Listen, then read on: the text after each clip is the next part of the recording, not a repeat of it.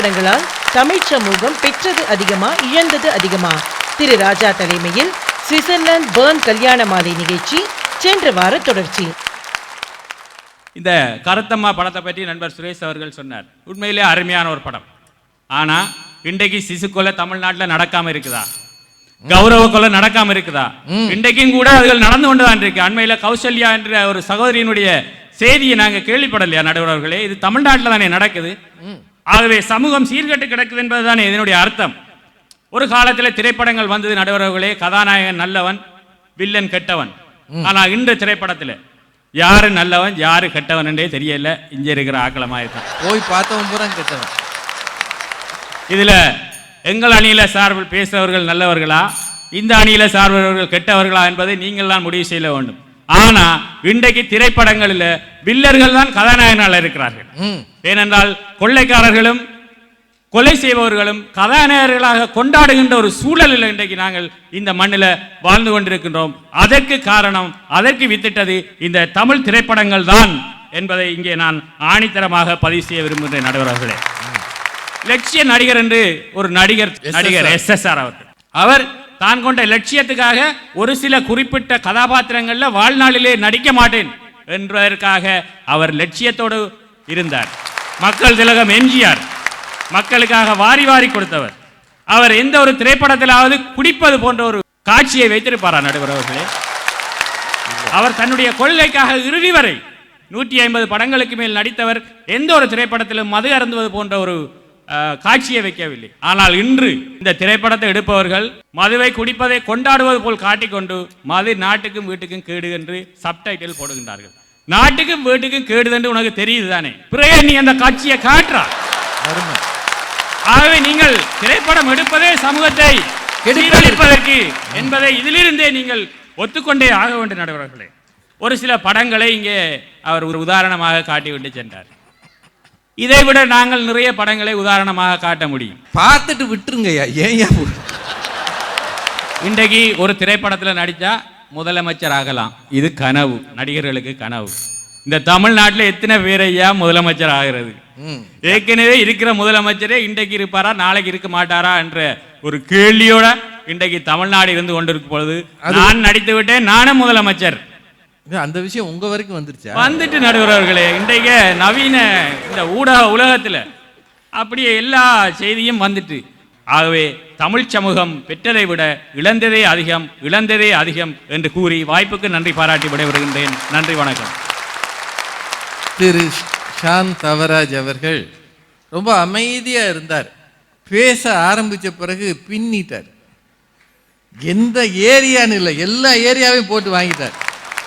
என்னைய வேற அவ்வப்போது திட்டுறார்.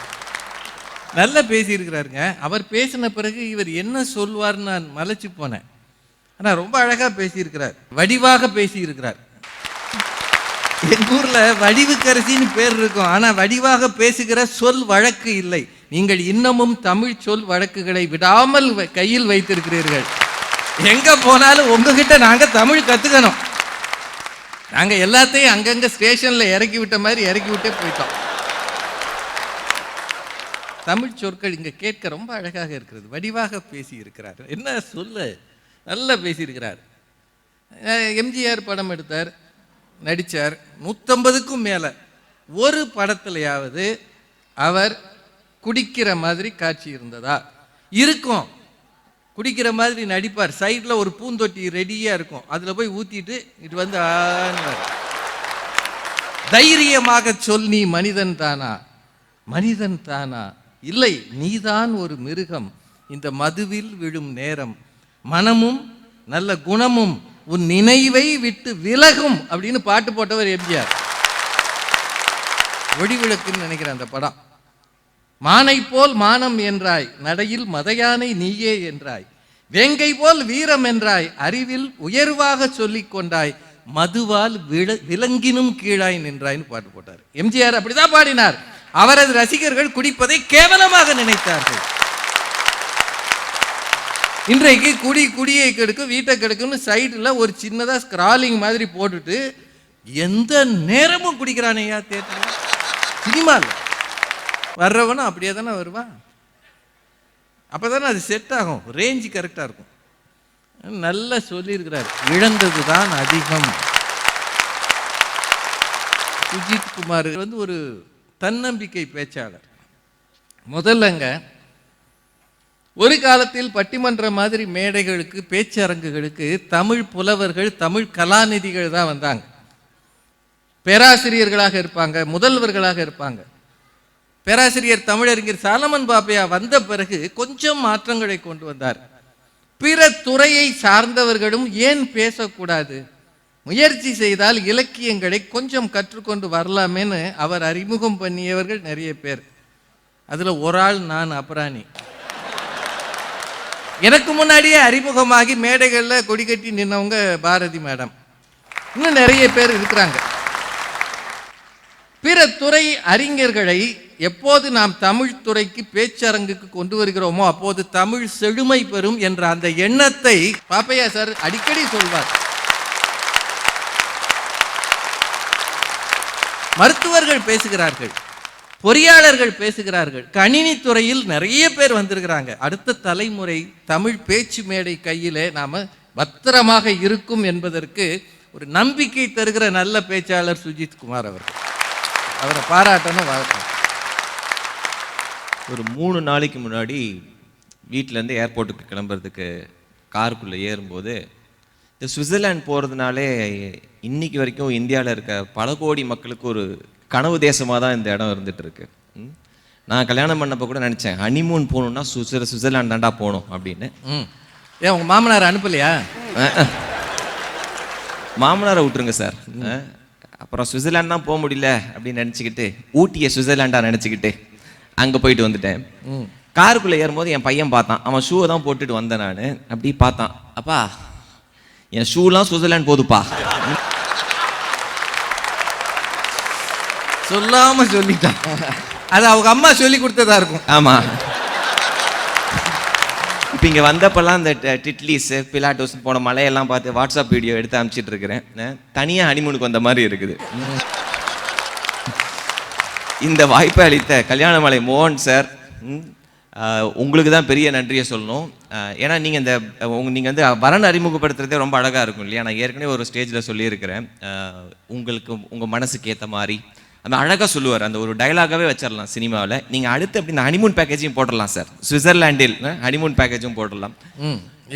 இப்படி ஒரு ஆசை இருக்கா? இப்படி ஒரு ஆசை இருக்குல்ல சார்? நல்லா வந்தீங்க. எனக்கு இந்த சைடு இது வரைக்கும் 2 பேர் பேசினாங்க. இவங்க சொல்றதுல எனக்கு அங்கே நானும் ரொம்ப மூளையை கசக்கி புடிஞ்சு பார்க்குறேன். இவங்க என்ன சொல்ல வராங்க? ஒரு சைடு சினிமா வெறும் என்டர்டெயின்மெண்ட் அப்படின்றாங்க, அப்புறம் சினிமா கருத்து சொல்லன்றாங்க. என்டர்டெயின்மெண்ட் அப்படின்னா நீங்கள் பார்த்துட்டு போயிடுங்க. இப்போ கருத்து சொல்லலைன்னா நீங்கள் என்னதான் சொல்ல வரீங்கன்னு எனக்கு இது வரைக்கும் புரியல.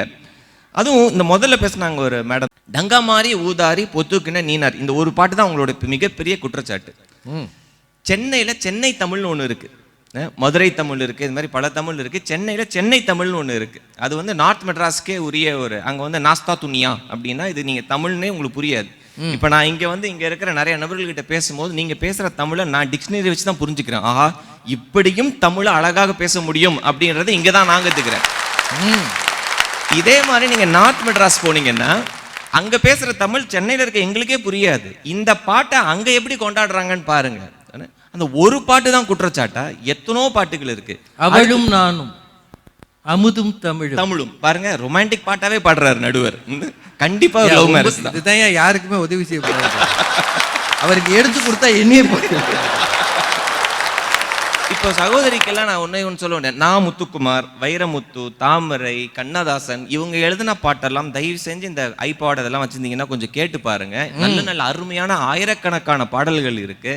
இது மாதிரி 1-2 பாட்டு நல்லா இல்லைன்னா அதை விட்டுறலாம். அது வந்து பெரிய குற்றச்சாட்டா இருக்க வேணாம். அடுத்து வந்தவர் பேய் படத்தை பத்தி பேசுறாரு.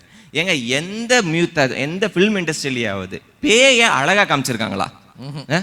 பேய அழகா காமிக்கிற ஒரே தமிழ் இண்டஸ்ட்ரி நம்ம தமிழ் இண்டஸ்ட்ரி தாங்க. டெக்னாலஜி வளர்ந்துருச்சு. ஹன்சிகா பேய வந்தா பேய கூட ரசிப்பாங்க நம்ம ஆளுங்க. வீட்டுக்கு கூட கூட்டு போயிடுவோம். யாரெல்லாம் பேயா வந்திருக்காங்க? லட்சுமி ராய் பேயா வந்திருக்காங்க, ஹன்சிகா பேயா வந்திருக்காங்க. நீங்க இதெல்லாமே கணக்கு வச்சிருக்கீங்க. ஆமா, இதெல்லாம் வளர்ந்துருக்குல்ல அப்படின்றத காமிக்கணும் இல்லையா? 2வது, ஹீரோ வந்து அந்த காலத்துலலாம் நல்லவராக இருந்தார். SSR பற்றி பேசுனாங்க. இது மாதிரி தப்பாலாம் நடிக்கவே இல்லை. இந்த காலத்தில் யாராவது இருக்காங்களான்னு. ஐயா, உங்களுக்கு ராஜ்கிரண் ஒரு நடிகர் இருக்காரு. இப்போ நடித்த பாண்டின்னு ஒரு படம் வந்திருக்கு. 22 வருஷமா நடிச்சிருக்காரு. மொத்தமா 23 படம் தான் நடிச்சிருக்காரு. அவர் இப்போ சமீபத்தில் ஒரு இன்டர்வியூ கேட்டிருக்காங்க, ஏங்க 22 வருஷமா நீங்க நடிக்கிறீங்களே, 23 படம் தான் நடிச்சிருக்கீங்கன்னா அவர் சொன்னாரு, பணத்துக்காக நடிக்கிற ஆள் நான் கிடையாது. என்னுடைய கேரக்டர் ரொம்ப கேர்ஃபுல்லா செலக்ட் பண்ணி நடிக்கிற ஒரு கேரக்டர் தான் நடிப்பேன் அப்படின்னு. அடுத்து ஒரு கேள்வி கேட்கறாங்க, நீங்க ஏன் வேட்டி விளம்பரத்துக்கு வந்து நீங்க நடிக்க மாட்டேன்னு சொன்னீங்களாமே அப்படின்னு. அருமை. அப்ப அவர் ஒரு கருத்தை சொல்றாரு. ஒரு வேட்டியை தயாரிச்சு விற்பதற்கு மேக்சிமம் 80 ரூபா 90 ரூபா ஆகுங்க. இப்போ நான் போய் விளம்பரத்தில் நடிச்சேன்னா அதையே சாக்கா வச்சு 300 ரூபா 400 ரூபா விற்பான். அது ஒரு சராசரி மனிதன் கட்டுற ஒரு வேஷ்டி. அதுக்கு ஏன் நான் உறுதுணையா போனோம் அப்படின்னு பல கோடி ரூபாய் வருமானம் வர அட்வர்டைஸ்மெண்ட்டை நெகேட் பண்ணியிருக்காரு. ஆக இப்படியும் நடிகர்கள் இந்த காலத்திலும் இருக்கிறாங்க அப்படின்றத தயவு செஞ்சு மனசுல வச்சுக்கோங்க. நேற்று திருப்பி கார்ல வரும்போது பாட்டு, உறக்க பாட்டு, நல்லா பாடுறாங்க, வேற அருமையான குரல். இவங்க பெற்றது அதிகம். ஓவரா இருக்கு. நடுவர் அவர்களே, நீங்கள் நடுவர். இங்க பாரதி மேடம்க்கு நீங்க கவுண்டர் கொடுக்க முடியாது. திரைப்படங்களால் சமூகம் பெற்றதே அதிகம். தொடர்கிறார் திரு சுஜித்குமார். அடுத்த வாரம் கல்யாண மாலையின் அடுத்த படப்பிடிப்பு கோயம்புத்தூரில். ஜூலை 16ஆம் தேதி ஞாயிற்றுக்கிழமை Kovai Peelamedu Hindustan arts and science காலேஜில் நடைபெற இருக்கும் சன் டிவி வரன் அறிமுக நிகழ்ச்சியில் பங்கு பெற மற்றும் மாலையில் நடக்க இருக்கும் பேச்சரங்கில் பார்வையாளர்களாக பங்கேற்க தொடர்பு கொள்ளவும். திரு ரமணன் 9840891400, திரு ஈஸ்வரன் ஸ்டார் வேவ்ஸ் மீடியா 9363333440 மற்றும் திரு கணேஷ் பாபு தியா என்டர்பிரைசஸ் 9787311008.